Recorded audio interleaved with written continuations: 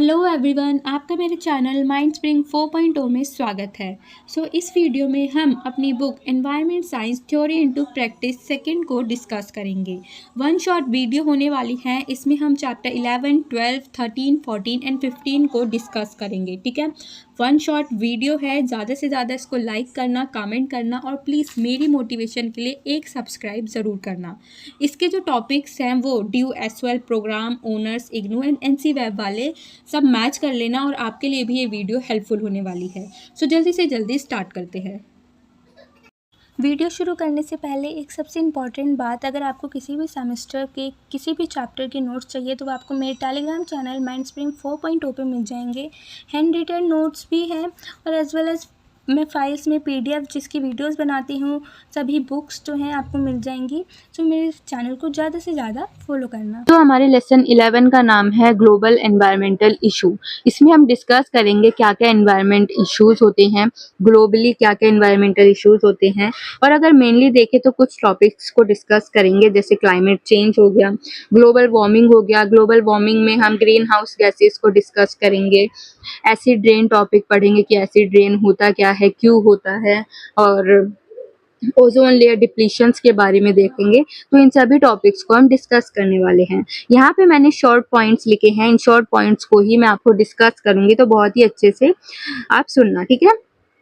तो फर्स्ट हमारा टॉपिक है क्लाइमेट चेंज। क्लाइमेट चेंज क्या होता है? जब किसी रीजन में कंटिन्यूसली टेम्परेचर इंक्रीज हो रहा है according to the last year या according to the last century, ठीक है, उसको कहते हैं क्लाइमेट चेंज।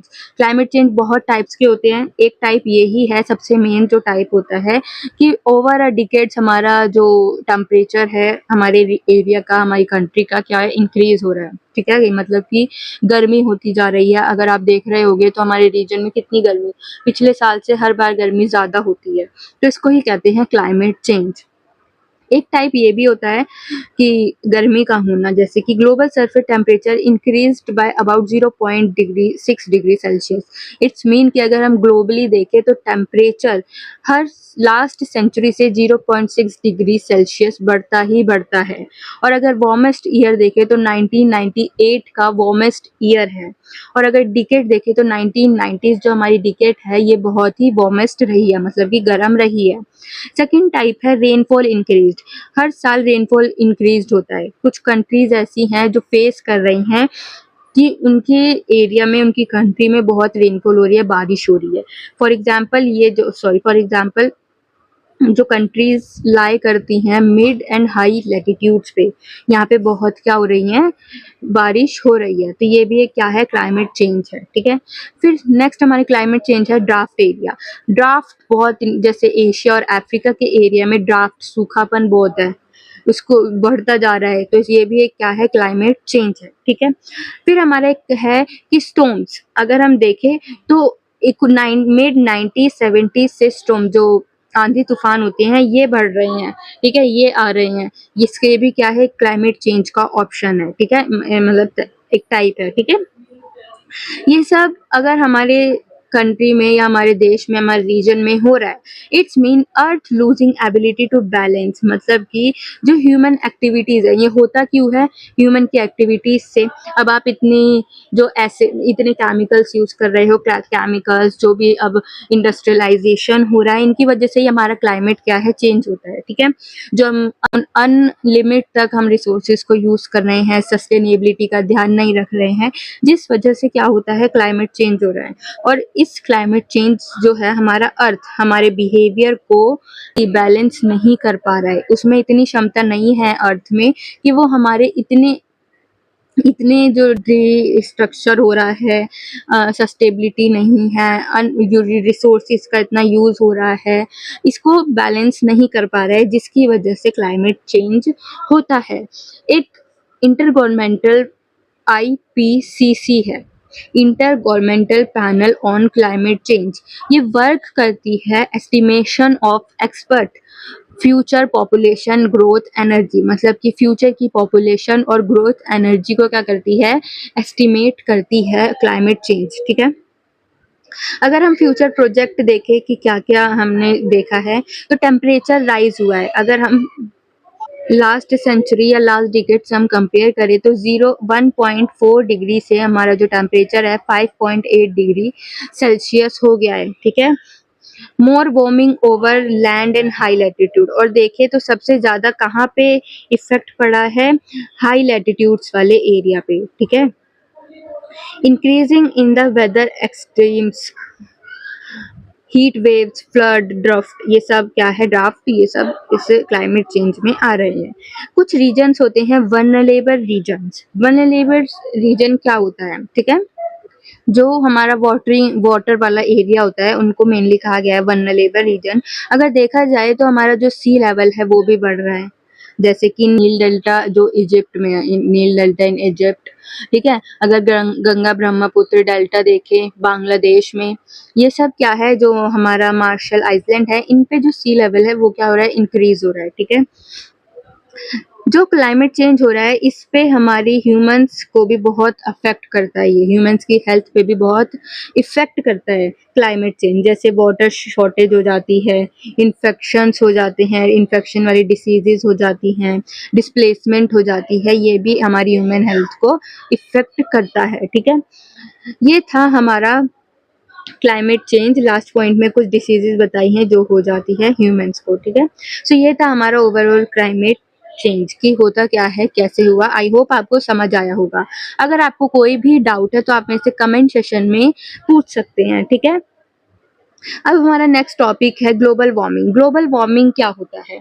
ग्लोबल वार्मिंग जानने से पहले हमको जानना पड़ेगा कि इन्वायरमेंट क्या होता है। इन्वायरमेंट एक फ्रेंच वर्ड से बना है, जो इन्वायरमेंट का एनवायर होता है, फ्रेंच वर्ड से बना है। जो एनवायर होता है इसका मतलब होता है सराउंडिंग, ठीक है। सो जो भी हमारे सराउंड में लिविंग और नॉन लिविंग थिंग्स हैं उनको उनको मिला के क्या बनता है, एक एनवायरमेंट, हमारा एनवायरमेंट बनता है, ठीक है। अगर जो हमारा इन्वायरमेंट है ये हमारे act, the environment protection act of 1986 का, द एनवायरमेंट प्रोटेक्शन एक्ट 1986 में डिफाइन किया गया है इन्वायरमेंट को। डिफाइन किया गया है इन्वायरमेंट को कि इन्वायरमेंट होता क्या है।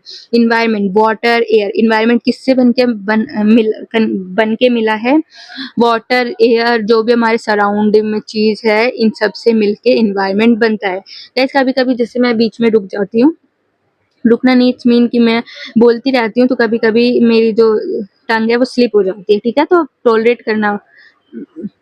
तो इसको कहते हैं इन्वायरमेंट, ठीक है। अब human human activities cause resources depletion and population.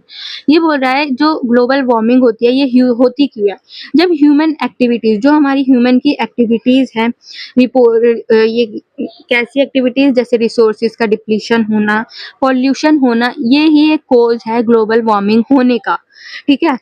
अब आप अननेसेसरी रिसोर्सेज को यूज कर रहे हो तो रिसोर्सेज खत्म होंगे, हमारी आने वाली जनरेशन को मिलेंगे ही नहीं।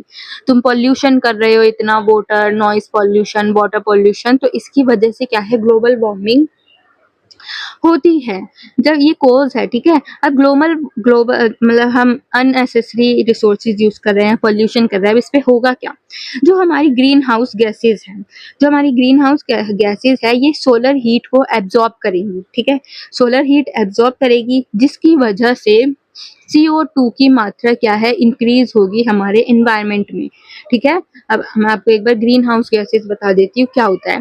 ग्रीन हाउस गैसेज वो है, एक जगह होती है, एक टाइप, मान लो कि ये एरिया है, यहाँ पे ग्रीन हाउस गैसेज का एरिया है, ठीक है।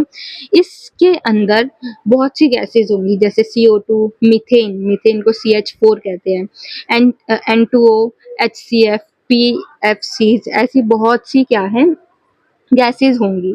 और ये जब इंक्रीज होती है, गैसेस के नंबर्स इंक्रीज होते हैं तो ग्लोबल वार्मिंग होती है, ठीक है।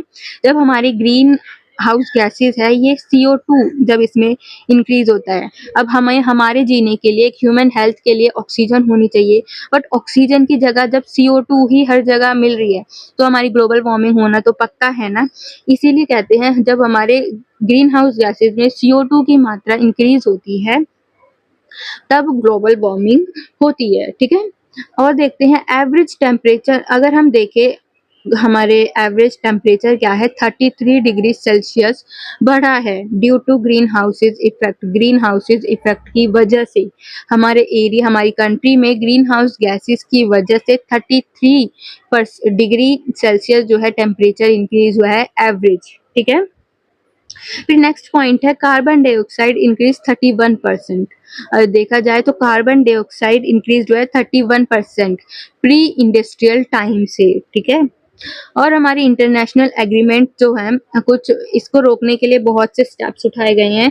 हमारे इंटरनेशनल एग्रीमेंट्स हुए हैं बहुत से कि हम ग्रीन हाउस गैसेस को रिड्यूस करेंगे, ठीक है।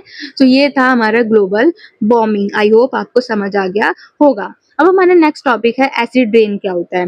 एसिड रेन होता है जब हमारे फॉसिल फ्यूल्स जैसे कोल, ऑयल, नेचुरल गैस बर्न कर रहे हैं, हम जला रहे हैं, ठीक है, और उनसे निकलने वाला केमिकल जैसे कि सल्फर डाइऑक्साइड, नाइट्रोजन ऑक्साइड जब ये प्रोड्यूस होते हैं तो इससे होती है, इनको कहा गया है एसिड रेन, ठीक है।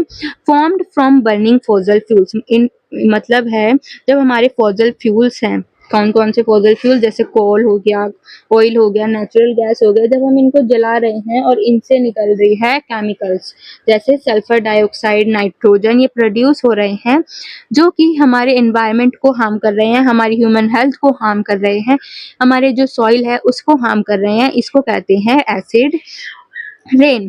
अब इससे इफेक्ट क्या पड़ता है, ठीक है, हमारी जो सॉइल के न्यूट्रिएंट्स है ये डिसॉल्व हो रहे हैं, ये खत्म हो जाते हैं, जो हमारी प्लांट्स की लीव्स होती हैं ये डैमेज हो जाता है, फोटोसिंथेसिस नहीं हो पाती है, हमारी जो वाटर बॉडीज हैं उनमें एसिड आ जाता है, कोई भी वाटर बॉडीज जो हमारे एक्वेटिक एनिमल्स हैं वो खत्म होने शुरू हो जाते हैं, वो मरना शुरू हो जाते हैं, इसको कहते हैं एसिड रेन। जब हमारी बिल्डिंग्स जो हैं, हमारे मॉन्यूमेंट्स जो हैं वो खराब हो जाते हैं, फॉर एग्जाम्पल ताजमहल जैसे वाइट था बट अब वो देखने में थोड़ा थोड़ा येलो लगने लगा है, तो इसको ही कहते हैं जब सल्फर डाइऑक्साइड और नाइट्रोजन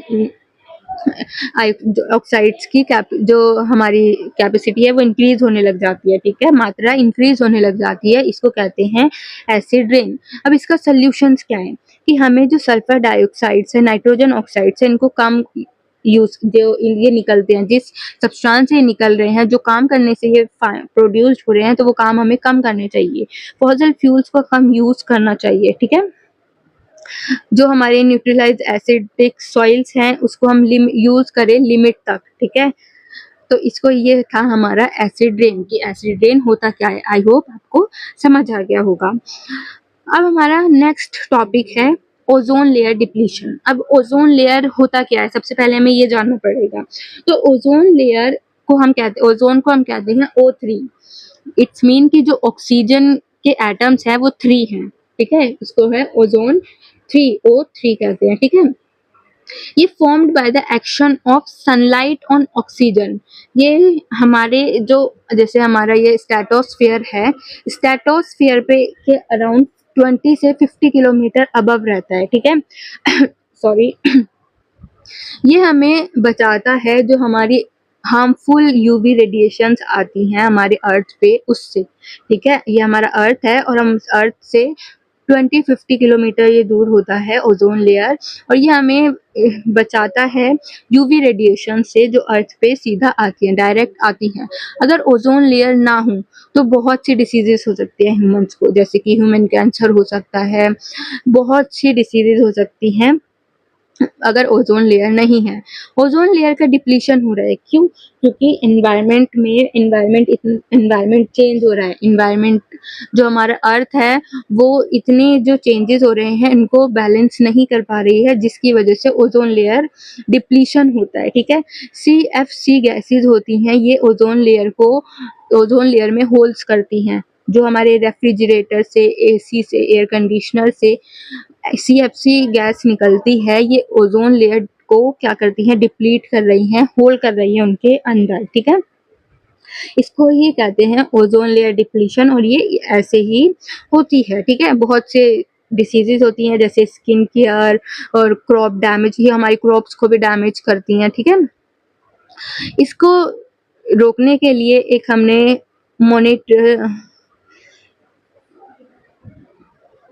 मॉनिट्रियल प्रोटोकॉल 1987 में लॉन्च किया था। जो कि क्या कर रहा था, रिकवरी कर रहा था ओजोन लेयर की, ठीक है। 2050 तक इसने बोला है कि हम ओजोन लेयर को रिकवर कर देंगे। तो ये था हमारा ozone layer depletion. I hope आपको समझ आया होगा। अब हमारा लास्ट टॉपिक है nuclear accidents and nuclear Holocaust, ठीक है। पहले हम देखेंगे कि न्यूक्लियर एक्सीडेंट्स होते क्या हैं। न्यूक्लियर एक्सीडेंट्स, हम न्यूक्लियर एनर्जी के बारे में देखेंगे। तो nuclear energy research and discovered by man of source alternate energy. It's mean कि जो हमारी न्यूक्लियर एनर्जी है, ये अगर ऑल्टरनेट एनर्जी के मुकाबले देखी जाए तो बहुत क्लियर चिप्ड है as compare to fossil fuels, ठीक है। इन सिंपल हम ये कहें तो न्यूक्लियर एनर्जी अगर जो है, ये हमारे नेचुरल कैलामिटीज़ को बहुत ही क्या करती है, हार्म करती है।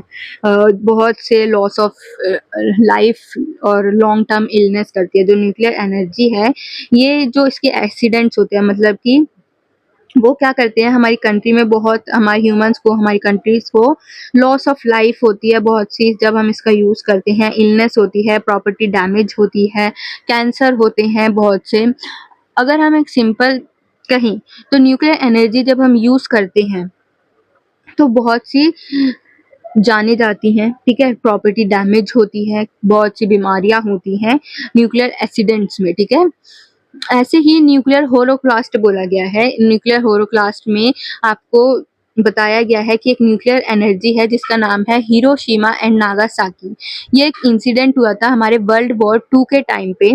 वर्ल्ड वॉर 2 के टाइम पे जब यूनाइटेड स्टेट ने हिरोशिमा और नागासाकी पे जो बॉम्ब फेंका था जापान में, ठीक है, ठीक है। ये इंसिडेंट हिरोशिमा और नागासाकी पे 2 टाउन्स थे और इस पे यूएसए ने जापान में क्या फेंका था, बॉम्ब फेंका था, ठीक है। और इस टाइम पे बहुत सी क्या हुई थी, लॉस ऑफ लाइफ हुई थी। इट्स मीन कि बहुत से पीपल्स की डेथ हो गई थी, जिसकी न्यूक्लियर एनर्जी की जो रेडिएशंस थी, इसकी वजह से हमारे बहुत से कैंसर हुए थे, बहुत सी जो ह्यूमन लाइफ्स थी उनको कैंसर हुए थे, बहुत से पीपल्स, चिल्ड्रंस उनको अफेक्ट की थी, ठीक है। बहुत सी ह्यूमंस डैमेज हो गए थे। तो यही बोला गया है, जो न्यूक्लियर, अगर सिंपल बोले तो न्यूक्लियर एनर्जी, जैसे हिरोशिमा एंड नागासाकी पे एक इंसिडेंट बताया है, जब यूएसए ने इन पे फेंका था तो बहुत सी जो लाइफ थी पीपल्स की वो खत्म हो गई थी और इंजर्ड हो गए थे पीपल्स। तो इसी इंसिडेंट्स को बताया है, ठीक है। आई होप आपको ये समझ आ गया होगा। ये हमारा फर्स्ट चैप्टर खत्म होता है। अब हम पढ़ेंगे हमारा नेक्स्ट चैप्टर।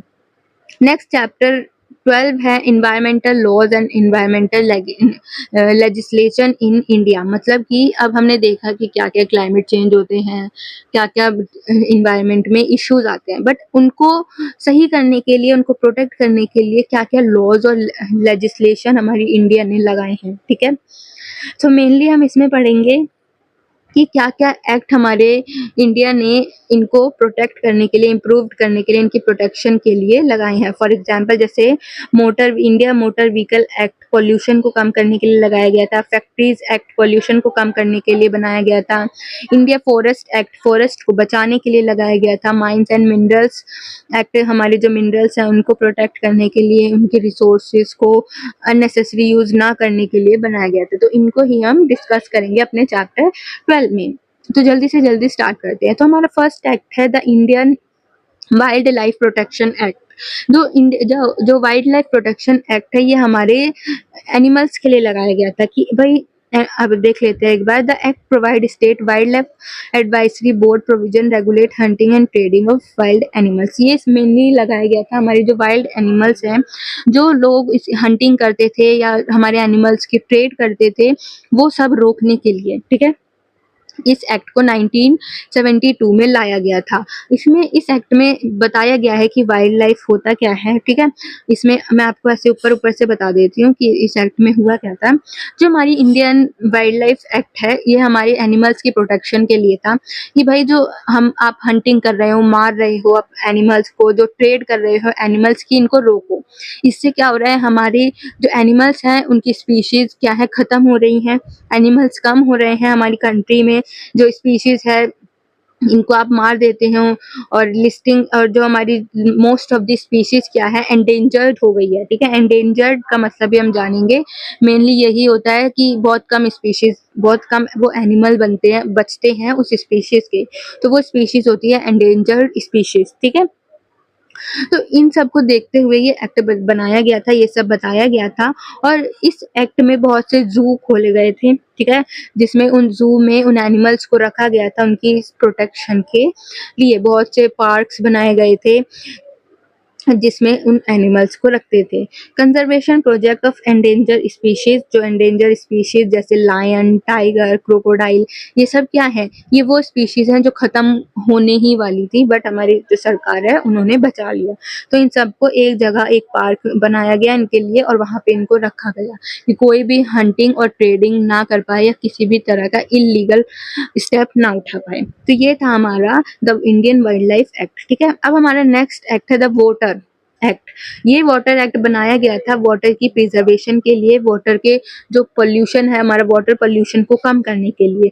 मेनली इसमें दो बॉडीज आती हैं, सेंट्रल पोल्यूशन कंट्रोल बॉडी और state pollution control body. Central pollution control body central water bodies को देखती है, और स्टेट कंट्रोल बॉडी जो है वो हमारी स्टेट के पॉपुलेशन जो है, वाटर पॉपुलेशन क्या है उसको मैनेज करती है। इसमें बहुत से प्रोग्राम्स लॉन्च किए गए, जैसे कि भाई वाटर स्टैंडर्ड्स को लेके, वाटर की सैनिटेशंस को लेके, वाटर को पोल्यूट ना करे, इस पे बहुत से स्टेप्स उठाए गए, ठीक है। और ऐसे यही स्टेप्स जो हैं उठाए गए इसमें वाटर पोल्यूशन में, जो 1974 में ये एक्ट बना था। फिर हमारा नेक्स्ट एक्ट है फॉरेस्ट एक्ट। ये फॉरेस्ट एक्ट 1980 में बना था। सेम ये भी इसीलिए बना था कि भाई, फॉरेस्ट एक्ट बना था हमारी जो ट्रीज का डिग्रेडेशन हो रहा है वो खत्म करने के लिए। लोग ट्रीज काट दे रहे थे इंडस्ट्रीज घर बनाने के लिए, जो इंडस्ट्रीज बनाने के लिए तुम डिग्रेडेशन कर रहे हो, प्लांट्स को काट रहे हो, जिसकी वजह से हमारे एनवायरनमेंट में बहुत इफेक्ट पड़ रहा है ट्रीज की वजह से। और हमारा जो सबसे मेन हमारे अर्थ पे है, हमारे क्लाइमेट को चेंज करने का रीजन वो यही है कि आप फॉरेस्ट को काट रहे हो, ठीक है। तो ये बोला गया कि अगर आप without permission of central government, ठीक है, सेंट्रल गवर्नमेंट की परमिशन के बिना आप किसी भी पेड़ को नहीं काट सकते हो, ठीक है। इसमें ये बोला गया था। इस एक्ट को 1992 में क्या किया, अमेंड किया गया। अमेंड मतलब इसमें थोड़े चेंजेस करे गए, और ये बोला गया कि इसमें कैश क्रॉप्स को भी लगाओ। भाई जो आप कैश क्रॉप्स होती है, कैश क्रॉप्स क्या होती है, जिससे हमें कैश मिले, कैश इन द सेंस पैसे मिले। फॉर एग्जाम्पल टी हो गया, कॉफी हो गई, इनको बेच के हमें पैसे ही तो मिलेंगे, तो इन क्रॉप्स को भी बचाओ और ये लगाओ कि जिसकी वजह से हम इनका ट्रेड करें और हमारी इकोनॉमी अच्छी हो, ठीक है। तो ये भी ऐड किया गया था। फिर हम गाइस, अगर आपको थोड़ा बहुत शो रहा है तो प्लीज कॉर्पोरेट करना। फिर हमारा एक्ट है द एयर प्रिवेंशन और कंट्रोल ऑफ पोल्यूशन एक्ट 1981 में आया था, ठीक है। अकॉर्डिंग टू आर्टिकल 253 ये बनाया गया था कि भाई जो एयर में इतने एयर पोल्यूशन हो रहा है, इतने एयर पोल्यूटेंट एंड ये भी दो बॉडीज कंट्रोल करती है, सीपीसीबी और एसपी, मतलब कि सेंट्रल और स्टेट इसको कंट्रोल करती है, और ये प्लानिंग करती है कि कैसे हम एयर पोल्यूशन को कम कर सकते हैं, ठीक है। तो ये एयर के लिए बनाया गया था।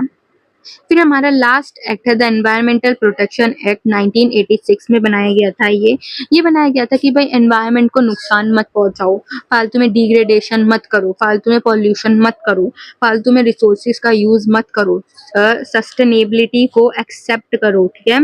ये इसीलिए बनाया गया था। अगर तुम एनवायरनमेंट को हार्म करोगे तो एनवायरनमेंट तुमको हार्म कर सकता है, ठीक है। ये स्पेशली बोला गया था। तो यही था इसमें एनवायरनमेंट प्रोटेक्शन एक्ट में। आई होप आपको समझ आ गया होगा। सो यहाँ पे हमारा चैप्टर खत्म होता है गाइज। ये जो एग्जाम होता है मेनली बहुत से सेमेस्टर में 30 का ही या 40 मार्क्स का ही होता है, इसलिए मैं ज़्यादा क्या एक ही वीडियो में इसको कवर करने के लिए देखूंगी, ठीक है। अगर लॉन्ग वीडियो जाती है तो मैं इसका पार्ट 2 बना दूंगी, ठीक है। जल्दी से जल्दी हम कवर करते हैं। अगर आपको अच्छी वीडियो अच्छी लग रही है तो प्लीज़ मेरी मोटिवेशन के लिए एक लाइक, कमेंट, सब्सक्राइब ज़रूर कर देना, और अगर आपको कोई डाउट है तो आप मेरे से कमेंट सेक्शन में पूछ सकते हैं, ठीक है। अब हमारा नेक्स्ट चैप्टर 13 का नाम है बायोडाइवर्सिटी एंड इट्स थ्रेट, कि बायोडाइवर्सिटी क्या होती है और बायोडाइवर्सिटी थ्रेट्स मतलब क्या क्या इसके नुकसान है या क्या क्या ये हमें नुकसान कर सकते हैं अगर हम इनको हार्म करेंगे। तो बायोडाइवर्सिटी का मतलब है लिविंग ऑर्गेनिज्म, जो हमारे आसपास फ्लोरा फोना एंड माइक्रोब्स हैं, ठीक है। फ्लोरा बायोडाइवर्सिटी, जो भी फ्लोरा फ्लोना इन कहीं पे भी हो, टेरेस्ट्रियल हो, मैरीन हो, एक्वेटिक हो, सभी इसमें इंक्लूड होते हैं, ठीक है। डिफरेंट डिफरेंट टाइप्स की स्पीशीज जो हमारे इकोसिस्टम में है, इसको कहते हैं बायोडाइवर्सिटी, ठीक है। सो अब हम देखते हैं फर्स्ट टॉपिक है हमारा कि हमने देख लिया कि बायोडाइवर्सिटी होती क्या है, कि जो भी हमारे आसपास लिविंग ऑर्गेनिज्म है, चाहे वो फ्लोरा हो फूना हो, इट्स फ्लोरा फूना मीन्स कि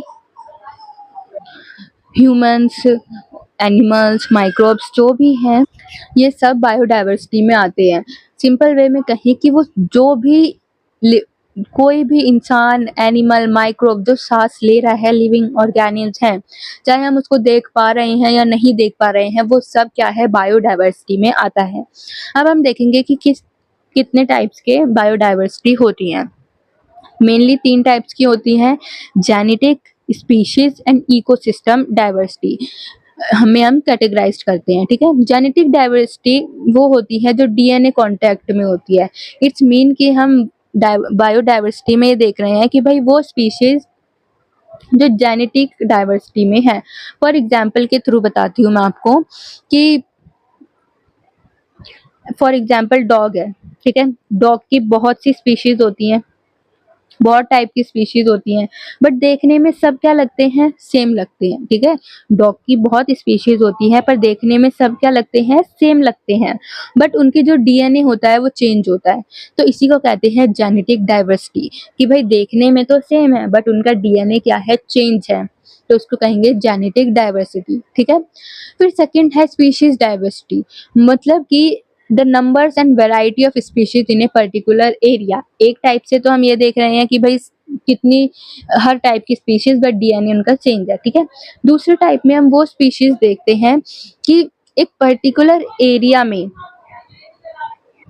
कितनी स्पीशीज हैं, ठीक है। ये हम देखते हैं स्पीशीज डाइवर्सिटी में कि भाई कितनी नंबर्स और कितनी वैरायटी की स्पीशीज है एक पर्टिकुलर रीजन में, उसको हम डिफाइन करते हैं स्पीशीज डाइवर्सिटी।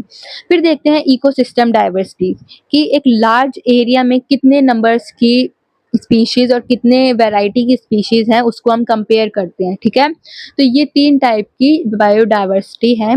एक हम देख रहे हैं जेनेटिक बेस पे, एक हम देख रहे हैं स्पीशीज बेस पे, और एक हम देख रहे हैं इकोसिस्टम के बेस पे। यही तीनों यहाँ पे हमने लिखी गई हैं। एक बार सिंपल में मैं दोबारा बता देती हूँ कि जेनेटिक स्पीशीज में हम ये देखते हैं कि डीएनए के बेस पे दिखने में सब सेम है बट डीएनए चेंज है, ठीक है। दूसरे में हम ये देख रहे हैं कि एक एरिया में कितने टाइप की स्पीशीज और कितने नंबर्स की, कितनी वैरायटी की स्पीशीज हैं। फिर थर्ड में हम ये देख रहे हैं कि लार्ज एरिया में कितने हैबिटेट्स हैं, कितने टाइप की स्पीशीज हैं, और हम कंपेयर करते हैं, ठीक है। चाहे वो एक्वेटिक हो, मैरीन हो, नो मैटर, एक इकोसिस्टम में एक लार्ज एरिया में कितनी टाइप की हमें डाइवर्सिटी और वैरायटी मिलती है स्पीशीज की। तो ये 3 बायोडाइवर्सिटी है। एक क्लासिफिकेशन होती है बायोजियोग्राफिकल क्लासिफिकेशन ऑफ इंडिया। इसमें India is divided into 10 biogeographical zone. इसमें बोला गया है कि इंडिया जो है 10 जोन में क्या है, डिवाइड है।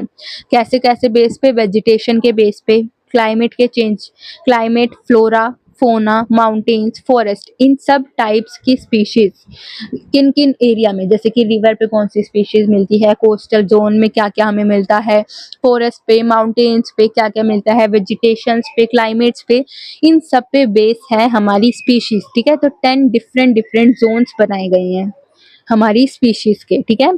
सिंपल वे में आपको मैं बता देती हूँ, जैसे अब क्लाइमेट ले लो, ठीक है। अब क्लाइमेट में कोल्ड स्पीशीज कौन सी है भाई, हॉट जो ठंडे एरिया में रह सकती हैं, जो गर्म एरिया में रह सकती है, जो मॉडरेट एरिया में मतलब मॉडरेट टेम्परेचर में रह सकती हैं, इन टाइप से स्पीशीज को बांटा गया। माउंटेन्स पे कौन सी स्पीशीज हैं, इन सब में बांटा गया। भाई फॉरेस्ट में कौन सी रहती हैं, ऐसे 10 जोन बनाए गए इंडिया में, ठीक है। आई होप आपको समझ आ गया होगा। फिर है मेथड्स ऑफ मेजरिंग बायोडाइवर्सिटी। क्या क्या मेथड्स हैं हम बायोडाइवर्सिटी को मेजर कर सकते हैं।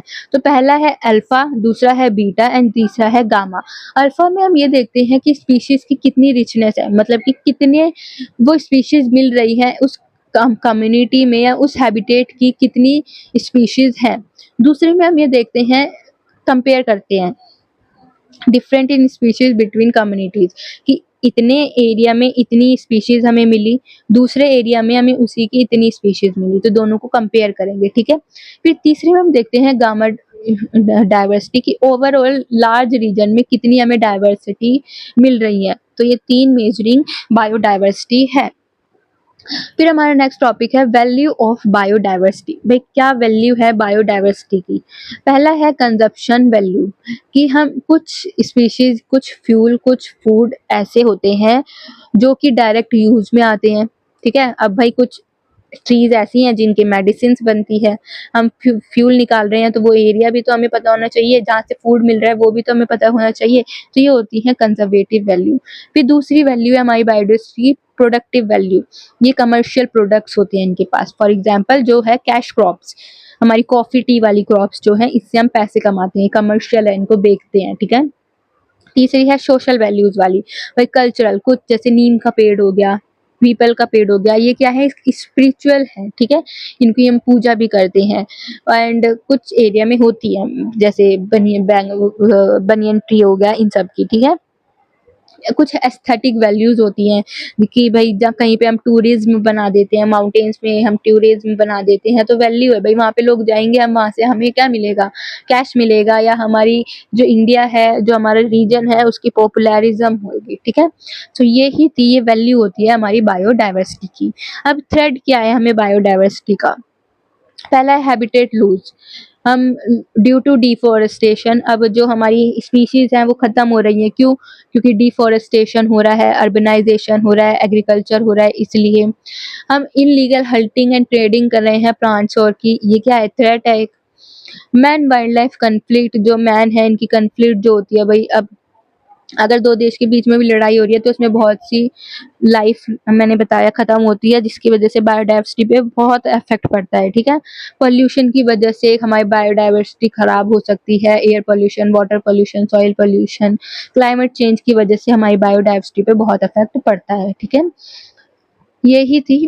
अब हम इधर जानेंगे कि एंडेंजर्ड एंड एडेमिक स्पीशीज क्या होती है। एंडेंजर्ड स्पीशीज वो होती हैं जिनके एक्सटिंक्शन के रिस्क क्या होता है, हाई होता है, जैसे कि वो स्पीशीज जो बहुत कम है, वल्नरेबल है, इमीडिएट है, ठीक है, बहुत ही कम है, वो स्पीशीज खत्म ना हो जाए, उनको कहते हैं एंडेंजर स्पीशीज।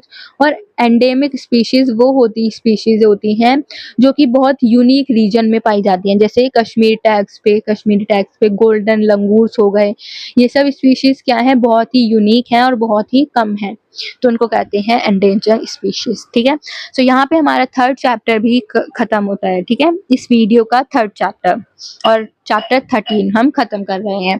अब हमारा नेक्स्ट चैप्टर का नाम है बायोडाइवर्सिटी एंड इट्स कंजर्वेशन। हमने देख लिया कि बायोडाइवर्सिटी क्या है, अब इसको बचाने के लिए हम क्या क्या कर सकते हैं, ठीक है, इस चैप्टर में मेनली हम यही पढ़ेंगे। तो इन सेतु एंड एक्स सेतु को हम देखेंगे कि ये क्या होता है। In situ ex situ conservation of biodiversity. So in situ में मेनली हम कहा जाए, इन सेतु कंजर्वेशन में हम वो एंडेंजर स्पीशीज को रखते हैं, ठीक है, एंडेंजर स्पीशीज जो कि एक्सटिंक्शन होने का बहुत हाई रिस्क है, ठीक है, उन स्पीशीज को रखते हैं जो बहुत, हमारे स्पीशीज क्या है, नेचुरल हैबिटेट्स में हम ह्यूमंस को हार्म कर सकती हैं, ठीक है, जैसे टाइगर हो गया, लायन हो गए, जो बहुत ही बड़े बड़े जानवर होते हैं, उनको हम इन सेतु कंजर्वेशन में रखते हैं, मतलब कि ऐसे जगह रखते हैं जहाँ पे एनिमल्स ही हो, ह्यूमंस ना हो। S in India has 589 protected area, ऐसे 589 प्रोटेक्टेड एरियाज हैं और 100 नेशनल पार्क्स हैं, ठीक है। कुछ पार्क्स जैसे काजीरंगा नेशनल पार्क, मानस सैनिटरी है, जैसे कि, ठीक है, इसमें राइनासोरस को रखा गया है, गोल्डन लंगूर्स को रखा गया है, कश्मीरी टैक्स को रखा गया है। तो जो ऐसी जो है ह्यूमंस की सेफ्टी के लिए ऐसी जगह बनाई गई है। तो इसको कहते हैं इन सितु कंजर्वेशन, जहाँ पे हमारी ह्यूमंस को बचाने के लिए या ऐसी एंडेंजर स्पीशीज को रखा गया है, एक एरियाज बनाए गए हैं, वहाँ पे उनको रखा गया है। ठीक है, इनको कहते हैं इन सितु। वहाँ पे किसी को जाने की भी परमिशन नहीं होती है। ठीक है, कंजर्वेशन। फिर होता है x situ conservation. X situ conservation वो कंजर्वेशन है जहाँ पे हमने स्पीशीज को लोगों को दिखाने के लिए रखा गया है। ठीक है, उनकी प्रोटेक्शन भी करते हैं वहाँ पे, वहीं पे उनकी प्रोटेक्टिंग होती है, खाना पीना सैनिटेशन वहीं पे होता है। ठीक है, कुछ छोटे छोटे प्रोग्राम जैसे जू हो गया, जू जैसे एरियाज को बोलते हैं एक्स सेतु कंजर्वेशन। ठीक है, यहाँ पे हमारी जूलॉजी पार्क हो गए, बॉटनी पार्क हो गए, जीन बैंक्स हो गए, इन सब में क्या है, एनिमल्स को रखते हैं, उनकी प्रोटेक्शन करते हैं। और यहाँ पे हम जैसे पार्क हो गया, रेप्टाइल जू हो गया, ठीक है, इन सब को रखते हैं। आई होप आपको दोनों समझ आ गया। इसमें ह्यूमंस जा सकते हैं, घूम सकते हैं, बट किसी को भी टच नहीं कर सकते, किसी को भी हार्म नहीं पहुंचा सकते। तो ये था इन सेतु and x situ conservation.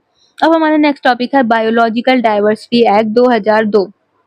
Biological diversity act 2002 में क्या बोला गया था? ये बोला गया था कि जो हमारी बायोडाइवर्सिटी है वो ध्यान में रख के यूज करो, जो इनके रिसोर्सेज हैं उनको ध्यान में रख के यूज करो, सस्टेनेबिलिटी को प्रमोट करो। ठीक है, ये बोला गया था।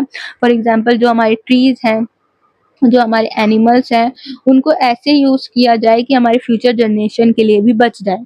इस एक्ट में ये बोला गया था। ठीक है, फंक्शंस ऑफ अथॉरिटी। इस अथॉरिटी के क्या क्या फंक्शंस थे कि मॉडिफाई ऑर्गेनिज्म, जो हमारे ऑर्गेनिज्म हैं उनको, ट्रीज हैं जो भी हैं, उनको और इंक्रीज किया जाए और लगाया जाए ट्रीज को। बहुत से प्रोग्राम हुए, बहुत सी ट्रेनिंग्स होती हैं इस एक्ट के थ्रू। ठीक है, जिसकी वजह से हम इस एक्ट की वजह से हमारी बायोडाइवर्सिटी को रिन्यू किया जाता है। आई होप आपको समझ आ गया होगा।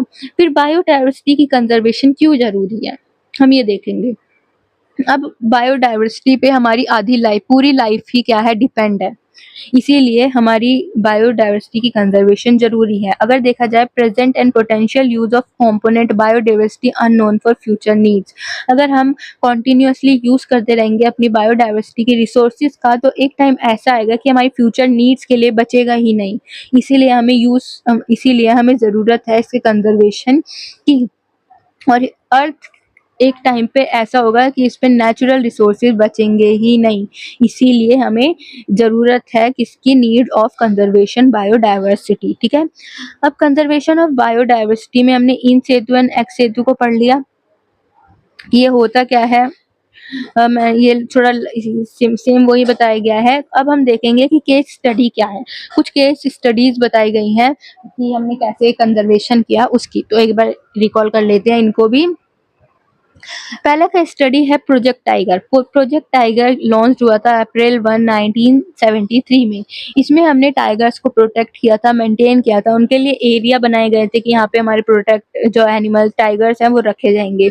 9 रिजर्व्स बनाए थे। ठीक है, और ओवर अ टाइम ये क्या है, बढ़ते रहते हैं।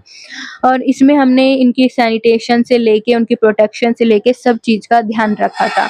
ठीक है, इस प्रोजेक्ट टाइगर में। फिर देखें नेचुरल रिजर्व्स। इसमें बोला गया है कि हमें नेचुरल को जो नेचुरल रिसोर्सेज है उनको रिजर्व करके रखना चाहिए। ये भी एक बहुत ज़रूरी है। इसीलिए नेचुरल रिजर्व बनाया गया था जहाँ पे हम अपने रिसोर्सेज को प्रोटेक्ट करते थे, उनके प्रोटेक्टेड एरियाज बनाए। जो कि इकोलॉजिकल इम्पैक्ट्स हो रहे हैं बफर सोसाइटी से, उनको ठीक किया गया। जो कंजर्वेशन बायोडाइवर्सिटी है उनको, उनके लिए प्रोटेक्टेड एरियाज बनाए गए। और जो UNESCO man and biosphere programme 1971 launch किया गया था लॉन्ग टर्म कंजर्वेशन के लिए। ठीक है, कि भाई लॉन्ग टर्म के लिए प्लांट, एनिमल और माइक्रो ऑर्गेनिज्म की कंजर्वेशन के लिए ये एक्ट बनाया गया था नेचुरल रिजर्वेशन में। फिर हमारा है वेटलैंड्स। वेटलैंड्स में ये बोला गया था जो चिल्का लेक है या सुंदरवन है, ये जो हमारे एनिमल्स हैं, एक्वेटिक एनिमल्स हो गए या जो हमारे ट्रीज हो गए, जो वाटरिंग या रिवर्स के पास होते हैं, उनके लिए, उनको रिजर्वेशन के लिए ये वेटलैंड्स में हम इसको यूज करते हैं। ये वेटलैंड्स में वो एरिया आता है जहाँ पे वाटरिंग हो, मतलब कि वाटर इकोसिस्टम को ही हम वेटलैंड्स कहते हैं, ठीक है। इनकी रिजर्वेशन के लिए भी हमने बहुत से फंक्शंस किए, वाटर रेगुलेशन किया, क्या-क्या फंक्शंस, जैसे वाटर रेगुलेशन किया, न्यूट्रिएंट साइक्लिंग की, ब्रीडिंग ग्राउंड एक्वेटिक स्पीशीज, जो हमारे एक्वेटिक के पास स्पीशीज है उनकी ब्रीडिंग के लिए या उनके प्रोटेक्टिंग के लिए बहुत से बहुत से कंजर्वेशंस किए, नेचुरल वाटर फिल्टर्स लगाए गए, ठीक है। तो ये सब था वेटलैंड्स में। फिर हमारा है, हमने देखा कि केस स्टडी मैंग्रोव्स। मैंग्रोव्स एक ट्री होता है जो सॉल्टी रिवर के पास ये ग्रो होते हैं, बहुत ही रेयर होते हैं ये ट्रीज, ठीक है। इनकी प्रोटेक्शन बहुत ज़रूरी है क्योंकि ये हमारे अर्थ में बहुत हेल्प करते हैं, हमारी अर्थ को, ठीक है। और तो इनके लिए mangroves act natural work against coral halogen. जो मैंग्रोव्स है ये हमारी कोस्टल इरोजन एंड स्टॉर्म के बहुत हेल्प करते हैं, इम्प्रूव करते हैं हमारी वाटर की क्वालिटीज़ को। तो ये मैंग्रोव ट्री क्या करते हैं, हमारी वाटर की क्वालिटी को इम्प्रूव करते हैं, इसीलिए हमें मैंग्रोव ट्रीज को बचाना चाहिए। फिर कुछ हॉटस्पॉट ऑफ बायोडाइवर्सिटी है। हॉटस्पॉट मतलब कि कुछ ऐसे रीजन्स हैं जहाँ पे हमारी जो स्पीशीज हैं वो हमने रखी हुई हैं, ठीक है।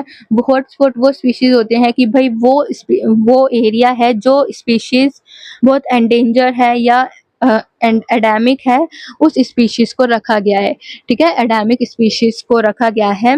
Most contain at least 1500 vehicular plant species are academic at 70% original habitat। वो स्पीशीज रखी गई हैं जो 70% हमारे खत्म होने वाली हैं, ठीक है। वो रेयर स्पीशीज को हम हॉटस्पॉट बायोडाइवर्सिटी में रखते हैं, जैसे कि हिमालय हो गया, इंडो ब्रह्मा हो गए, सुंदरवन हो गई, ऐसी जगह हमने हॉटस्पॉट्स की बना रखी है कि ना कोई जा सकता है और ये वो स्पीशीज की बहुत प्रोटेक्शन की जाती है, ठीक है। तो मेनली कहा जाए तो हॉटस्पॉट में वो स्पीशीज आती हैं जो कि बहुत रेयर है और बहुत ही यूनिक है, ठीक है। फिर आता है IUCN international union for conservation of nature है। ये क्या करती है, रेड लिस्ट बनाती है कि भाई वो एरिया जहाँ पे species based on extension rate, वो एरिया की जहाँ पे स्पीशीज क्या है खत्म होने वाली है, ठीक है, वो रेड लिस्ट में मार्क कर देती है। तो इसका काम ये होता है, इसको ही कहते हैं IUCN रेड लिस्ट। तो यहाँ पे हमारा ये चैप्टर भी खत्म होता है। आई होप आपको समझ आ रहा होगा। अगर गाइस कोई भी डाउट है तो आप मेरे से कमेंट सेक्शन में पूछ सकते हैं और प्लीज मेरी मोटिवेशन के लिए एक लाइक कमेंट सब्सक्राइब जरूर करना, ठीक है। अब हमारा नेक्स्ट चैप्टर है इन्वायरमेंटल साइंस हमारा लेसन 15 है sustainable development and sustainability. Sustainable development होता क्या है? सस्टेनेबल डेवलपमेंट वो होता है, इसका मतलब ये होता है कि हम अपनी ज़रूरत के जितना रिसोर्स यूज़ करें और जो अननेसेसरी रिसोर्सेज का यूज़ ना करें। हम अपने प्रेजेंट की नीड को, जो जितने हमें अभी ज़रूरत है उतनी ही रिसोर्सेज यूज़ करें और बाकी रिसोर्सेज हम फ्यूचर में के लिए रख दें। is defined that development meets the need of to the present without compromising the ability of future generation meets their need। ये डेफिनेशन है। इट्स मीन कि अब जितनी हमें अभी ज़रूरत है हम कॉम्प्रोमाइज़ ना करें, जितनी हमें ज़रूरत है रिसोर्सेज की हम उतनी यूज़ करें और जो रिसोर्सेज बच रहे हैं वो हमारी फ्यूचर जनरेशन के लिए रख दो कि उनको यूज आएगा। इट्स मीन कि कम से कम यूज़ करें, जितनी ज़रूरत है उतना ही यूज़ करें, इसको हम कहते हैं सस्टेनेबल डेवलपमेंट, ठीक है। It include social development. इसके अंदर क्या क्या आता है? सोशल डेवलपमेंट आता है, इकोनॉमिक अपॉर्चुनिटी आती है, one hand and environment on the other, ठीक है। बोल रहे हैं भाई जितना हम यूज कर सकते हैं अननेसेसरी यूज ना करो, पानी हमें जितना ज़रूरत है हम उतना ही यूज़ करें, फालतू में पानी का यूज़ वेस्ट ना करें, ठीक है। इसको ही कहते हैं सस्टेनेबल डेवलपमेंट। अब टाइप्स देखेंगे सस्टेनेबल डेवलपमेंट के, तो पहला टाइप है एनवायरमेंटल सस्टेनेबिलिटी। एनवायरमेंट सस्टेनेबिलिटी में जितना भी हम अभी तक बायोडाइवर्सिटी के बारे में पढ़ के आए हैं, उनकी कंजर्वेशन के बारे में पढ़ के आए हैं, वो सब आता है कि आप कम से कम वाटर का यूज़ करें, रिसाइकल करें वाटर को और रिसाइकल को यूज़ करें। तो इसको कहते हैं इन्वायरमेंट सस्टेनेबिलिटी, कि इन्वायरमेंट में से जो भी हमें रिसोर्सेज मिल रहे हैं उसको सस्टेनेबिलिटी का ध्यान रखते हुए ही यूज़ करें, ठीक है। जो हमारे ट्रीज हैं ये भी हमें एनवायरनमेंट से मिल रहे हैं, हमारी वाटर जो हो गई, हमारे एनिमल्स जो हो गए, इनको ध्यान रखें, इनको प्रोटेक्ट करें, इनको जितना यूज़ है इतना ही यूज़ करें, वेस्टेज ना करें और रीसाइकल रीयूज़ ठीक है, इनको क्या करे, एक्सेप्ट करे। इसको ही कहते हैं एनवायरमेंटल सस्टेनेबिलिटी। फिर आता है इकोनॉमिक सस्टेनेबिलिटी। इकोनॉमिक सस्टेनेबिलिटी में हमारे एक्सपेंसेस एंड रिवेन्यूज आते हैं कि जो हमें प्रॉफिट हो रहा है उससे हम उसको हम अच्छी जगह यूज करें, ठीक है। हमारी जो खर्चे हैं, जो हमारे रिवेन्यूज है, जहाँ से हमारे पास पैसे आ रहे हैं, उसको उसका रिकॉर्ड रखें, ठीक है। उसको ध्यान में रख के ही हम खर्चा करें, और ध्यान ऐसी जगह खर्चा करें जहाँ से हमें अर्निंग हो। फॉर एग्जाम्पल, अगर हम अपनी कंट्री में कहीं पे मतलब कि एक्सपेंडिचर करना चाहते हैं, तो हम ऐसी जगह करें जहाँ से हमें क्या मिले, बदले में पैसे मिले या किसी टाइप का टैक्स मिले।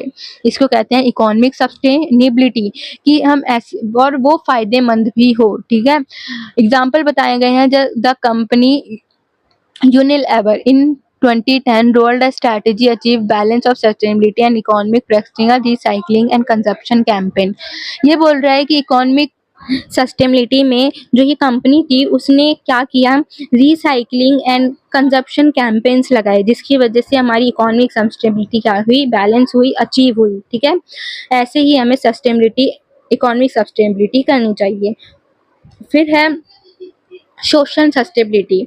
सोशल सस्टेनेबिलिटी में ये कहा गया कि जो हमारे सोशल ग्रुप्स हैं, जो हमारी कम्युनिटीज हैं, उनको हम स्ट्रेंथ करें, ठीक है, स्टेबल रखें। कोई भी ऐसा काम ना करे जिससे हमारी सोशल सस्टेनेबिलिटी हार्म हुए, ठीक है। कुछ एग्जाम्पल बताए हैं सोशल सस्टेनेबिलिटी के, जैसे कि ये ग्रुप फंड था। इस ग्रुप फंड ने हमारे जो एजुकेशन मटेरियल्स थे, ग्रांट्स थे, इनको इम्प्रूव किया था। एजुकेशन हमारे एक सोशल ग्रुप में आ जाता है, तो इनको क्या किया, इंक्रीज किया, जिसकी वजह से हमारी सोशल सस्टेनेबिलिटी भी इम्प्रूव हुई, बैलेंस्ड हुई। अब भाई हम एजुकेशन पे खर्चा कर रहे हैं, तो इससे हमारी जो ग्रोथ, जो हमारी यूथ है उसके लिए फायदा होगा, आने वाली जो यूथ है उसके लिए फायदा होगा, ठीक है। तो ऐसे ही हम यूज करें सोशल सस्टेनेबिलिटी का। तो यहाँ पे हमारा ये चैप्टर भी खत्म होता है। मेनली हमें इसमें ये जानना था कि सस्टेनेबिलिटी होती क्या है और कितने टाइप की सस्टेनेबिलिटी होती है। यहाँ पे हमने पढ़ लिया कि सोशल सस्टेनेबिलिटी होती क्या है। अब हमारा लेसन 16 जो है ये हम अपनी नेक्स्ट वीडियो में पढ़ेंगे, बिकॉज ये वीडियो बहुत बड़ी हो जाएगी अगर हम इसमें ही इसको डिस्कस करते हैं। अगर आपको अच्छी लगी तो प्लीज़ लाइक, कमेंट, सब्सक्राइब ज़रूर करना। मेरी मोटिवेशन के लिए प्लीज़ एक सब्सक्राइब ज़रूर करना। और अगर आपको नोट्स चाहिए तो आपको मेरे टेलीग्राम चैनल माइंडस्प्रिंग 4.0 पे मिल जाएंगे। Thank you for watching.